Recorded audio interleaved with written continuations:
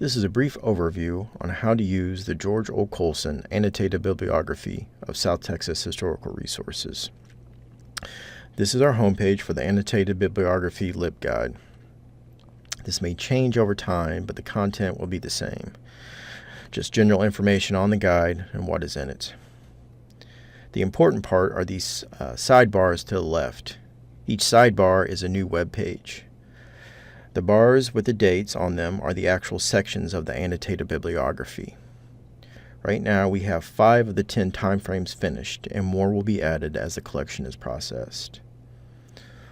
All the time periods are designed the same. I'll go to the Spanish period 1519 to 1821 page. Under the Spanish period, we have the subjects within that period. This is the world's largest annotated bibliography, so there are many subjects.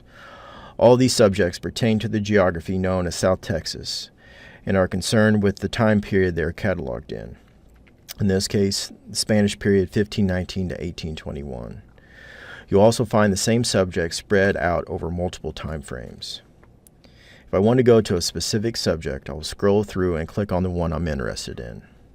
I'll click on Roads, and it takes me to that section.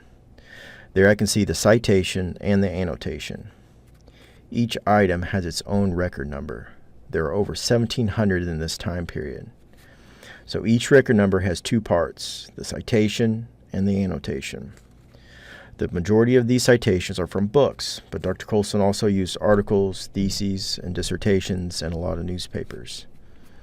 If the citation is hyperlinked, we have access to that resource. If it is not hyperlinked, we may still have access to it, but you may have to use interlibrary loan, use newspaper databases, get a physical journal from the Jernigan Library, or check another database. There will be other videos for these contingencies. Then we have the annotations. Some have a lot, while others don't. We put down whatever Dr. Coalson wrote.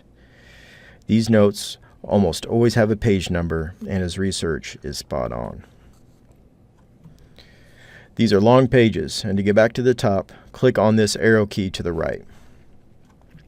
Going back to the home page, some of the other tabs are books in the Coalson collection, divided into periods. This is not a comprehensive list, but there for your perusal. The other tabs pertain to making a correct citation and getting resources that are not hyperlinked. Again, there'll be more videos on how to use these, or you can contact me if you have any questions.